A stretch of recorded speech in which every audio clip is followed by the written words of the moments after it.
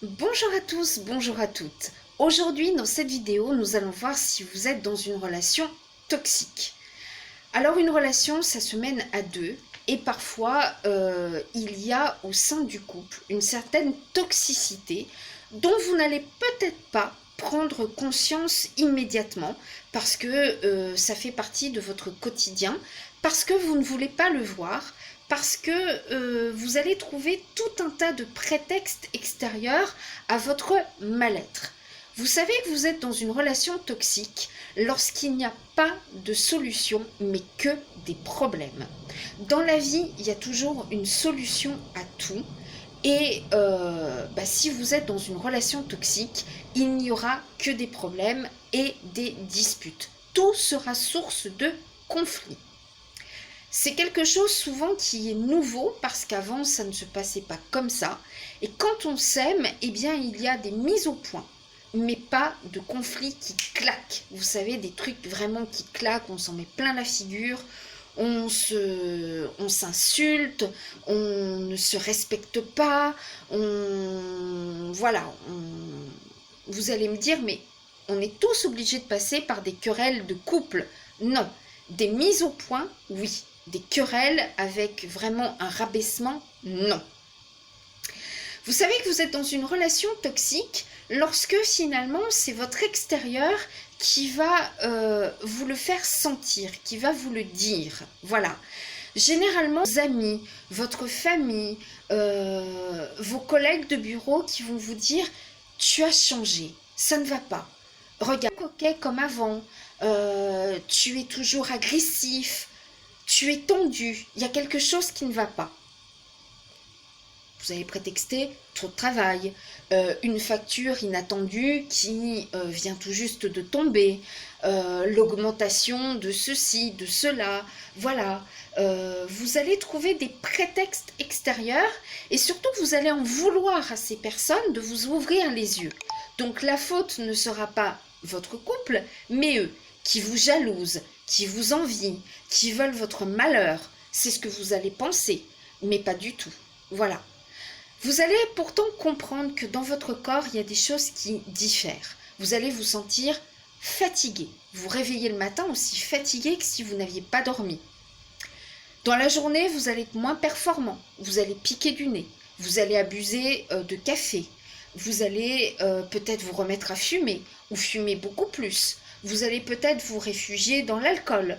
Vous allez prendre des compléments alimentaires, vous savez, pour vous détendre, de la valériane, de l'aubépine, parce que vous avez le cœur qui palpite. Oh ben c'est normal, vous êtes amoureux, vous avez le cœur qui palpite. Non, non, non, c'est pas le même type de palpitation, croyez-moi.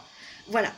Ça va jouer peut-être aussi sur votre appétit et votre appétit sexuel. Vous allez avoir peut-être trop de libido parce que vous allez peut-être penser que c'est comme ça qu'on apaise les conflits. Ou bien, au contraire, plus de libido du tout. Ça va se voir sur votre teint. Vous allez avoir une mauvaise peau. Vous allez marquer beaucoup plus rapidement. Vous allez avoir plus envie de rien en fait. Il y a une dépendance affective. Lorsqu'il est loin ou lorsqu'elle est loin de vous, il y a un immense manque. C'est bizarre, vous vous sentez pas bien.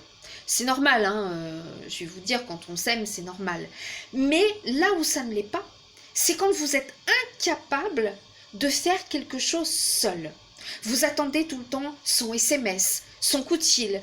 Vous êtes dans l'attente de quelque chose. Admettons qu'il ou elle est parti à une cérémonie familiale auquel vous n'êtes pas convié parce que vous n'êtes pas ensemble depuis assez longtemps. Eh bien, vous êtes incapable de vous dire « Bon, je vais profiter du beau temps pour aller me promener. Je vais faire des courses. Je vais aller voir mes copines. » Non, vous êtes là. Vous êtes dans l'attente. Vous êtes dans l'attente. Voilà. Mais en même temps, vous savez que quand il va revenir, il va y avoir que des disputes. Voilà. Que des disputes. C'est paradoxal. Vous ne pouvez pas vous passer de lui ou d'elle, mais assez paradoxalement, quand on vous demande ce que vous comptez faire dans les 2 prochaines années à venir, vous n'êtes même pas capable de voir dans les 6 prochains mois. Vous ne pouvez pas vous projeter dans un avenir avec lui ou elle. Vous ne pouvez pas vous séparer, mais vous êtes incapable. Est-ce que vous aurez des enfants? Oh, vous savez, les enfants de nos jours, c'est difficile de les élever. Parce que c'était pas difficile à l'époque de nos arrière-grands-parents, quand il y avait la guerre, quand il n'y avait pas les allocations familiales, quand il n'y avait pas la médecine d'aujourd'hui, qu'il y avait des décès, qu'il n'y avait pas la contraception. Non, c'était plus simple. Vous avez raison. Hein. Voilà. Mon grand-père était issu d'une famille de 21, je vous prie. Oh, c'était facile à l'époque. Bon, 21 enfants, mais c'est rien. Donc vous allez trouver tout un tas de prétextes extérieurs. Vous comptez toujours habiter ici ou vous vous voyez plutôt à la campagne?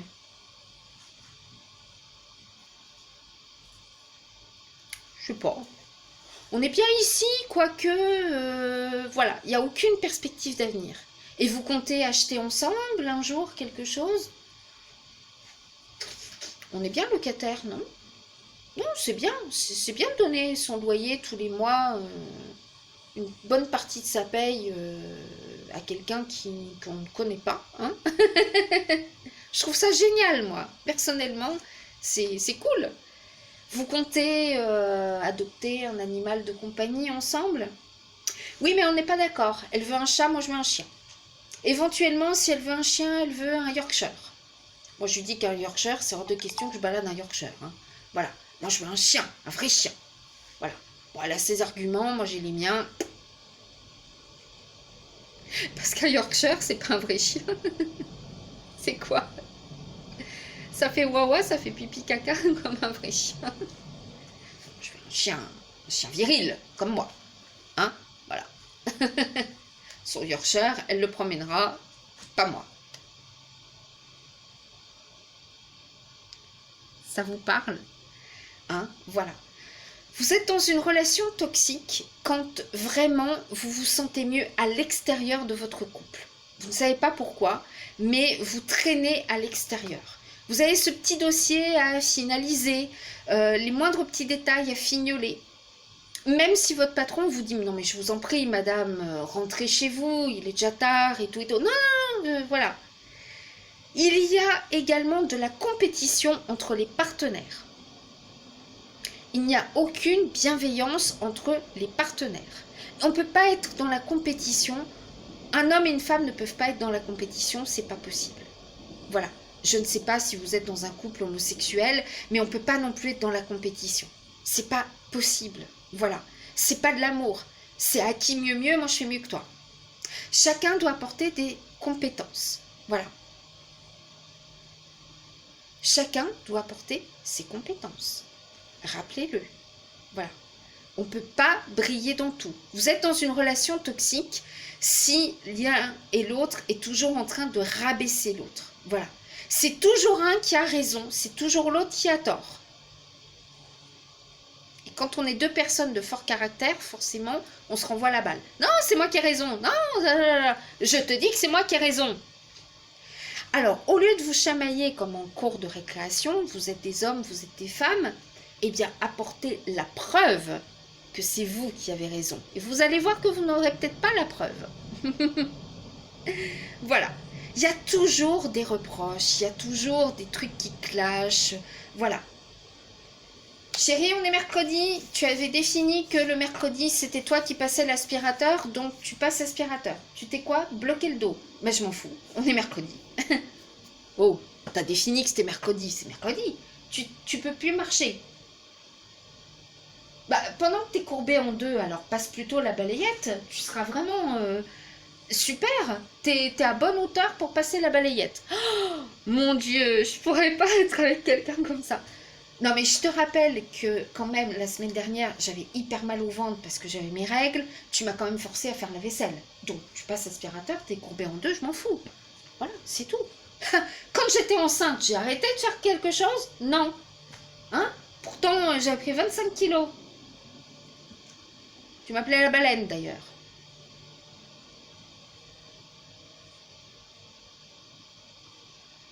Et moi, je t'appelais le flétan. Vous savez, ces tout petits poissons-là. Oh, c'est romantique, c'est mignon. Moi, je suis dans un couple comme ça, je prends mes jambes à mon cou et je me barre en courant. Voilà. Vous êtes dans une relation toxique, effectivement, quand les gens extérieurs vont vraiment vous le dire. Hein, voilà. Vous allez être de moins en moins invité avec votre conjoint et votre conjointe parce que vous risquez d'apporter votre négativité chez les autres, en fait. Et les autres ne veulent pas vos disputes chez eux, vos trucs négatifs et tout et tout. Ils veulent inviter un couple d'amis sympa. Et dans les couples, comme je dis, harmonieux, on vous le dit souvent. Oh, vous êtes mignons tous les deux. Vous êtes bien tous les deux. Mais oui, on est bien tous les deux. Voilà, c'est tout. Oh, vous êtes mignons. Je vous ai vu l'autre jour avec votre copain. Qu'est-ce que vous êtes mignons. Vous êtes un beau petit couple. Parfois, on vous dit ça, puis on n'est pas en couple. Mais bon, ça veut dire qu'on est bien assortis. Qu'est-ce que je peux dire d'autre encore quand on est dans une relation toxique, on joue un petit peu chacun, on n'est pas mature, on n'est pas adulte. Voilà, on n'est pas adulte, on est vraiment comme des enfants qui se chamaillent, qui se rabaissent. Il peut même y avoir des agressions physiques, hein. Voilà. Eh ben non. Non, je suis désolée. On ne lève pas la main sur sa femme. Et mesdames, on ne donne pas une gifle à monsieur, même si, des fois, voilà, faut apaiser les conflits. Faut apaiser les conflits avec de la parole, avec de la prise de distance également. Vous êtes dans une relation toxique quand c'est pas de la jalousie qu'il a envers les autres du sexe, du même sexe. Hein. Par exemple, voilà, c'est de la possessivité. Et vous êtes dans une relation toxique quand il essaye ou elle essaye de vous modifier à son image, à ce qu'elle veut ou ce qu'il veut représenter de l'homme ou de la femme. Je m'explique. Arrête de te teindre en blonde, ça te va pas. Mais tu m'as connue blonde pourtant. Ouais, à partir de maintenant, t'es brune. Tu te teindras en brune, en rousse à la limite. Tiens, regarde. Voilà. Vous êtes dans une relation toxique quand c'est lui-même qui choisit vos vêtements. T'as vu cette paire de chaussures là, elle est mignonne. Tiens, je te la commande sur internet. Non. Un homme qui aime sa femme va dire « Chérie, j'ai envie de te faire plaisir. » Voilà. Regarde, tu as des chaussures pas très confortables. Nous allons choisir ensemble. Choisis la paire que tu veux, je te l'offre. Et non pas je t'impose.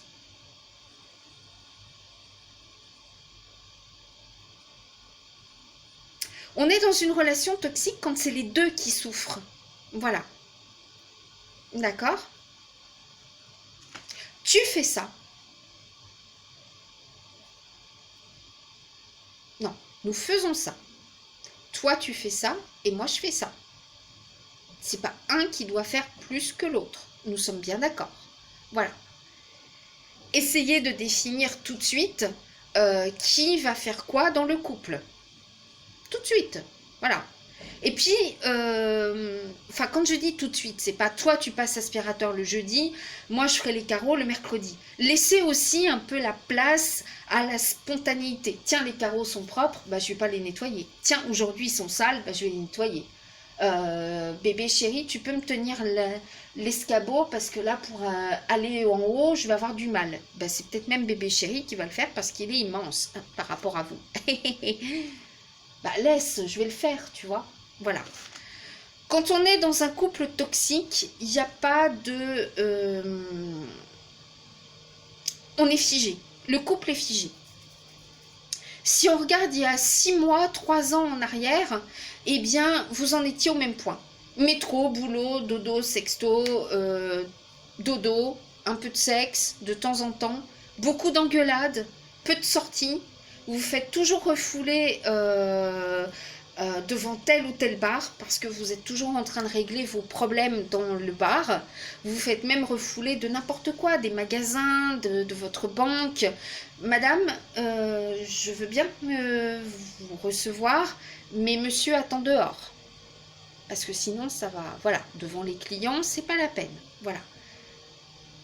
Ok? Voilà. On règle nos linges sales en public. On s'étouffe. Voilà. Là où ça devient malsain, quand je vous dis, c'est de la possessivité. Quand l'un essaye vraiment de posséder l'autre. On vous fait suivre. On vous demande n'importe quoi. Dès que tu es avec ton pote au bar Perlimpinpin, tu m'envoies un selfie. Je veux bien voir la tête de ton pote. Et puis vous prenez suffisamment loin, tiens voilà la perche à selfie, pour que je vois qu'il n'y a pas de meuf autour de vous. Vous savez ce que vous faites? Vous prenez une fois un selfie au bar Perlimpinpin avec votre pote, vous gardez bien précieusement cette photo et puis vous lui envoyez à chaque fois. Mais comment ça, t'étais pas habillée comme ça tout à l'heure quand t'es parti? Mais si. Habillez-vous toujours pareil quand vous allez voir votre pote. Hein? Voilà. Ou voilà. Personne n'a le droit de prendre le contrôle de votre personne. D'accord? Si on veut améliorer quelque chose chez vous, on en parle, on en discute. Chérie, je trouve que la barbe te va moins bien qu'à 25 ans. Trop de barbe, tu vois, ça... Maintenant que ton visage a changé, ça fait plus comme avant, quoi. Enfin, je sais pas. Ah ouais, bah t'es pas la première à me le dire. Ouais. Peut-être un tout petit peu moins de barbe, tu vois. Peut-être un petit bouc dans ce cas-là. Ça t'irait peut-être mieux. Enfin, après, tu fais ce que tu veux, hein. C'est ton visage. Moi, je t'aime pour qui tu es.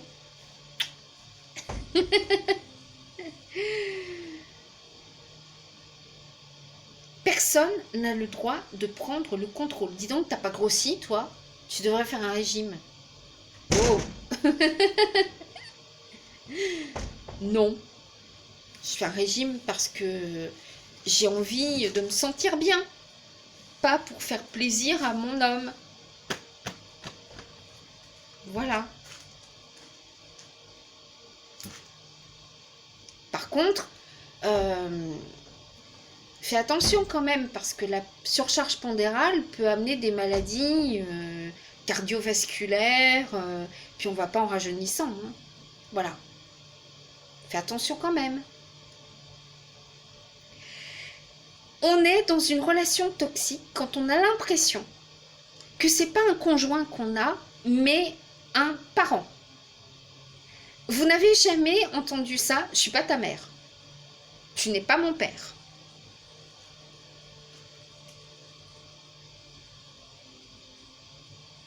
Mais enfin, tu vas pas sortir comme ça avec cette jupette là. Ça va pas à la tête ou quoi là? T'es mon père? Non. Je te rappelle que quand on s'est connus, je portais déjà des jupes. Et ça te dérangeait pas? Oui, mais maintenant t'es à moi. Donc maintenant, plus de jupe. Ou alors, à ras des chevilles.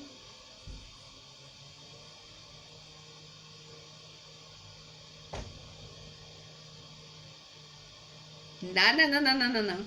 Non, non, non, non, non. Je peux te faire une toute petite remarque. Voilà, ta jupe, elle est vachement mignonne. Mais là, tu vois, on voit un petit peu trop tes cuisses. Je t'explique. T'as pas dû faire attention, mais t'as toute une bande de poils mal épilés derrière ta cuisse. Je dis ça, je dis rien. Non, c'est vrai? Bah ouais. Je peux pas me retourner. Ah ouais? Ah bah oui. Oh, merci mon cœur. Oh, j'avais pas vu. C'est toujours plus romantique que tu as les vagues, de la cellulite, peau d'orange et compagnie. Tu t'habilles comme ça aujourd'hui? Parce que ça fait un. Non, non, non, non. Rhabille-toi, pantalon. Personne n'a le droit de vous dire comment vous habiller, comment... Voilà. On peut se donner des conseils mutuels, mais pas imposés. Voilà. Je vous espère dans une relation non toxique, parce que croyez-moi que quand on le vit, quand on l'a vécu, c'est quelque chose qui est pire, honnêtement, c'est pire qu'un cancer. Voilà. Et d'ailleurs, si vous restez dans ces relations toxiques, ça peut vraiment très, très, très mal se terminer. Voilà, très, très mal parce que, comme je l'ai dit, l'immunité baisse, vous êtes dans un stress oxydatif permanent et et ça va pas. Voilà, ça va pas du tout, vous sentez que vous êtes en train de partir à la dérive totalement, vous vous auto-détruisez et c'est pas bon.